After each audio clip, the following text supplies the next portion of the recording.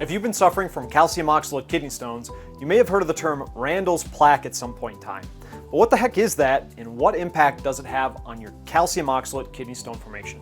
If you're curious to answers to these questions and more, check out this video. Hi, I'm Joey Weichman, and welcome to Stone Relief.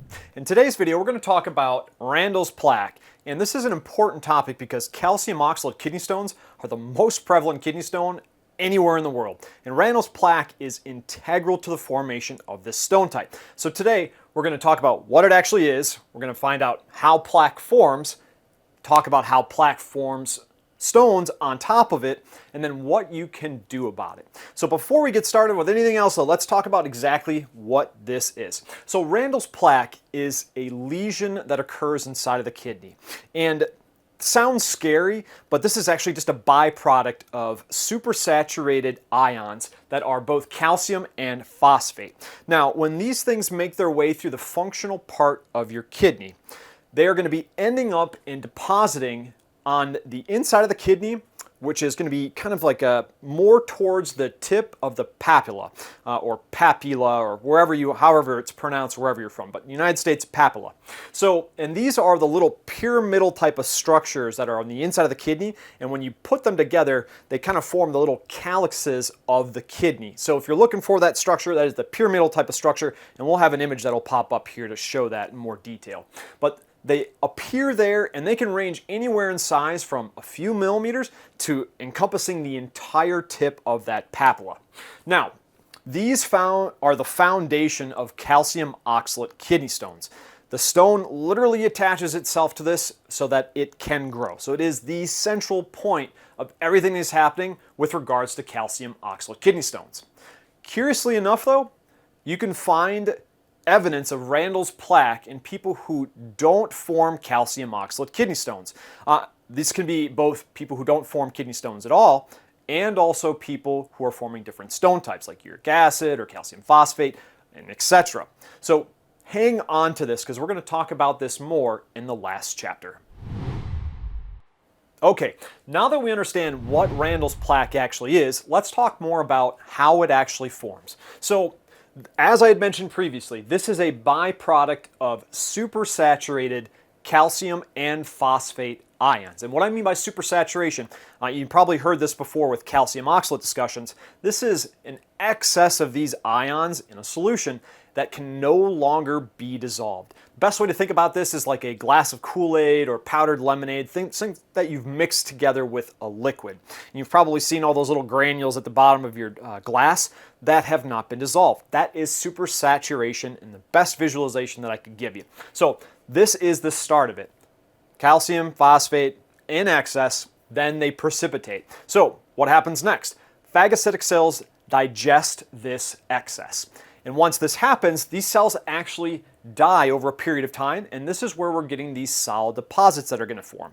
Those solid deposits, they aren't just going to stick around there though, so they're going to start to migrate down and out of the body because that is the process by which your kidney operates. Processes the blood, turns it into it's a waste products, it gets passed through your urine. So this is going to continue to move down just like anything else. So the cell dies, solid deposit forms, and then the deposit is going to enter the renal tubules. And the tubules are the functional portion of your kidney. This is what is actually doing the work of filtering out waste from your blood to turn it into urine to be able to pass out of the body. Next, these deposits are going to expand into something called the interstitium. Now, this is the space between the tubule and the actual renal vessel itself. So there's a little bit of a gap there, and they're going to make their way into that space. And then from there, they're going to make contact with the urine at the papilla or the papilla. And this is, again, where everything kind of starts to blossom from there. So once that plaque forms, this is now the foundation, as we had talked about previously, for calcium oxalate stones to bind to. And in the next chapter, we're going to talk about actually what happens in that process that allows calcium oxalate to bind to Randall's plaque and make it that foundation of this type of kidney stone. Just a reminder, this information is available in written form on our website. Find the link below in the description.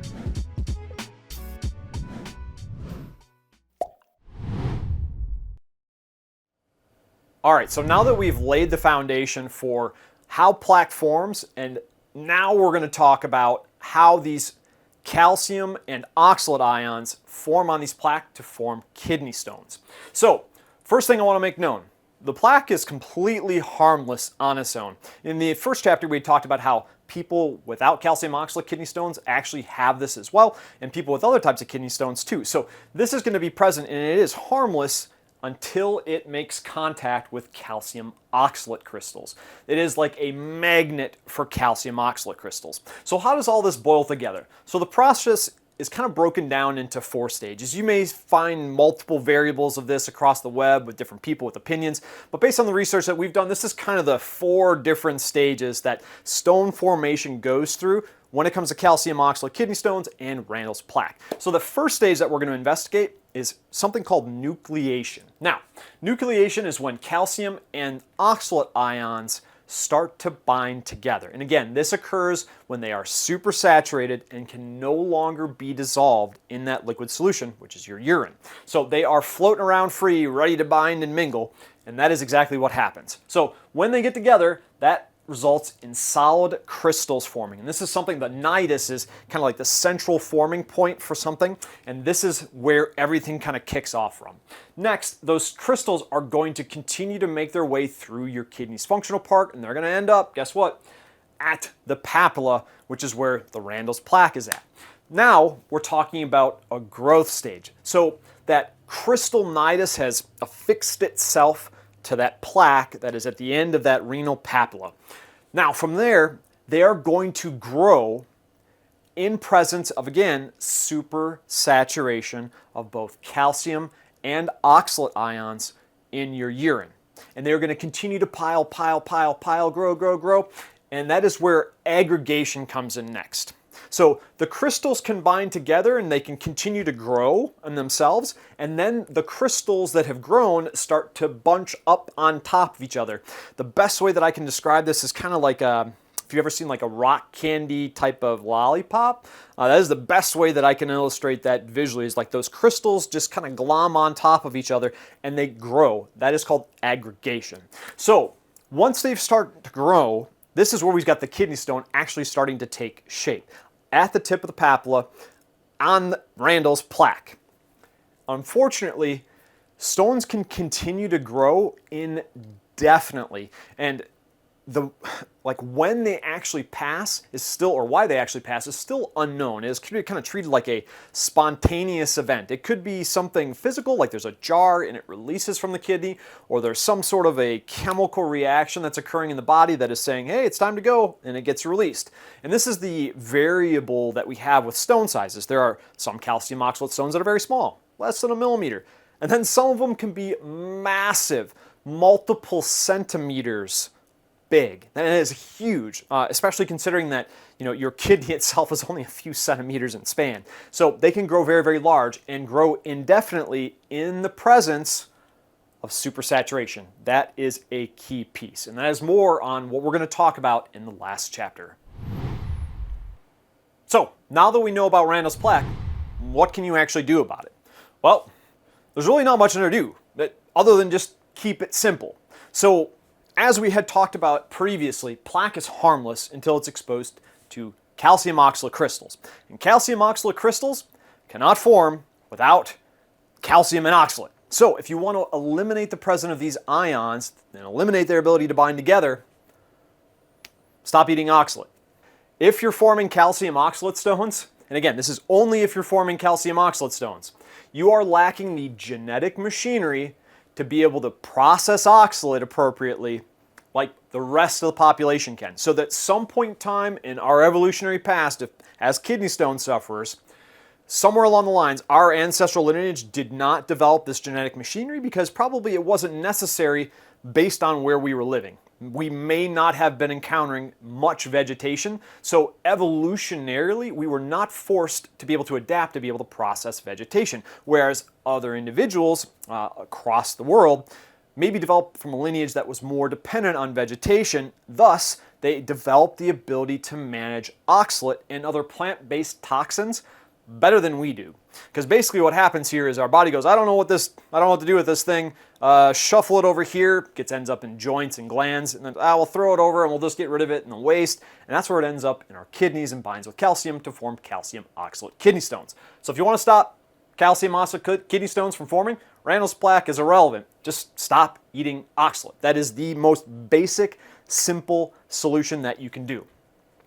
So again, don't need to control Randall's plaque. There's no need to do this.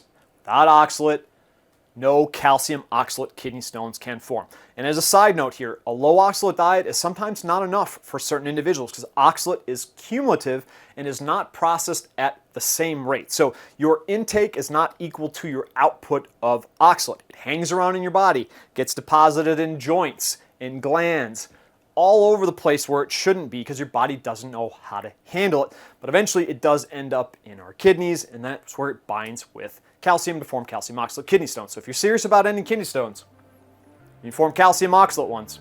Stop eating oxalate, nothing else matters. Hope that helps.